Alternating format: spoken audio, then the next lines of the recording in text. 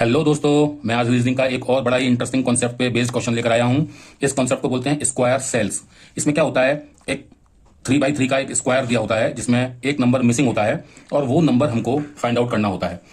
और उसमें क्या होता है कि उसमें एक रिलेशन हमको फाइंड आउट करना होता है किसी भी तीन रो में, तीन मतलब स्क्वायर्स में किसी रो के या कॉलम्स के, और उसके बेस पर वो फाइंड आउट करना होता है कि वो रिलेशन के बेस पे वो मिसिंग नंबर क्या होगा। और जैसे हम पहला क्वेश्चन अगर सॉल्व करें तो हम देखते हैं यहाँ पूछा है मिसिंग नंबर कौन सा होगा।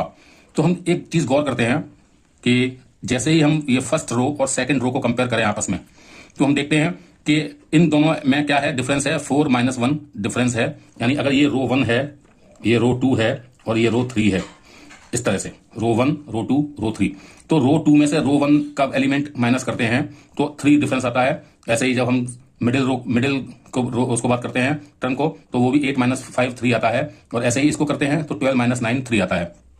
तो हम देख रहे हैं कि जैसे ही हम रो 2 माइनस रो 1 करते हैं तो हमारा डिफरेंस जो आ रहा है 3 आ रहा है।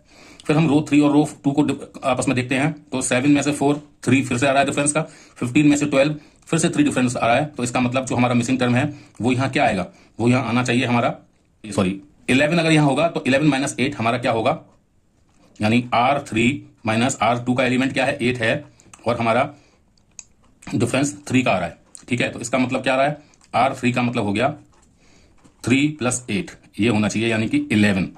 तो हमारा सही आंसर इस ऑप्शन में ए है। सेकंड को देखते हैं, यानी एक सर्टेन रिलेशनशिप होगी तो ही, और वो सभी पे अप्लाई हो, और तो ही हम उस रिलेशन को सही रिलेशन मानते हैं और उसके बेस पर फाइंड आउट करते हैं।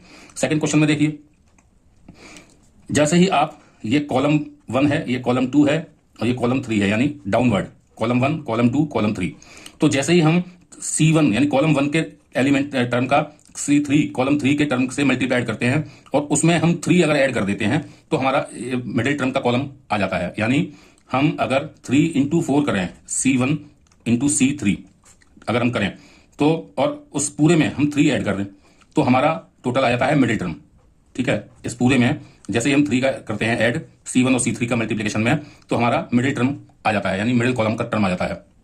तो हम देख रहे हैं ये यहाँ फॉलो हो रहा है। ऐसे ही दूसरे में करें, 7 × 5 हम करते हैं, 7 और 5 को मल्टीप्लाई करके 3 ऐड कर दें तो हमारा कॉलम 2 का दूसरा एलिमेंट आ गया। ठीक है, तो इसी तरह से हम इसको करेंगे तो 3 × 5 हम जैसे ही करेंगे और उसमें हम 3 ऐड करेंगे तो हमारा आंसर आएगा 5 × 3 = 15 + 3 18।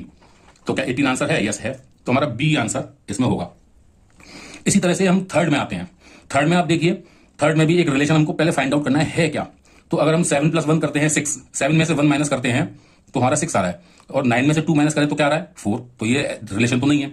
तो हम एक चीज देखते हैं, हम ये देखते हैं कि इन दोनों का कोई रिलेशन निकालते हैं। 6 + 1 होता है 7, 5 + 2 7, तो ये तो 9 आ रहा है, ये भी नहीं आ रहा। तो एक और काम करके देखते हैं, अगर हम पहले टर्म का, यानी अगर ये C1 कॉलम है, ये C2 कॉलम है और ये C3 कॉलम है, तो अगर हम C1 के टर्म का स्क्वायर कर दें और उसमें C2 जोड़ दें कॉलम 2 को, तो हमारा C3 आ रहा है। देखिए कैसे, 1 का स्क्वायर 1 होता है, प्लस 6 करेंगे तो टोटल आ जाता है 7। ठीक है, 1 का स्क्वायर प्लस 6, ये क्या आ रहा है, 7। सही आ गया रिलेशन। ऐसे दूसरे का करिए, 2 का स्क्वायर प्लस 5 करते हैं तो ये होता है 2 का स्क्वायर 4 होता है, 4 + 5 9, ये भी सही आ रहा है। तो यही रिलेशन हम इसमें लगाएंगे, 3 का स्क्वायर प्लस 4, तो ये हो जाएगा 3 का स्क्वायर 9 + 4, हमारा आंसर रिक्वायर्ड आंसर 13 होना चाहिए। तो ऑप्शन सी 13 दिया हुआ है, वही हमारा सही आंसर है। तो इस तरह से स्क्वायर सेल्स के क्वेश्चंस को हल किया जाता है। एक रिलेशन को पहले पता किया जाता है क्या रिलेशन है, और उसके बिहाफ पे उसको मिसिंग टर्म वाले में उसको अप्लाई किया जाता है, और फिर उस तरह से हम मिसिंग टर्म को फाइंड आउट करते हैं। तो उम्मीद है ये आपको अच्छे से समझ में आ गया होगा। नहीं समझ में आता वीडियो को रिवाइंड करके देखिए दोबारा से, और फिर भी समझ में नहीं आता है तो हमको कमेंट करिए, और हाँ लाइक जरूर करिएगा, क्योंकि उससे ये हमारा वीडियो की रीच और लोगों तक पहुंचेगी, ज्यादा से ज्यादा लोगों तक पहुंचेगी, और वो भी इस वीडियो का फायदा उठा पाएंगे। थैंक यू, मिलता हूं अगले किसी नए वीडियो में। बाय।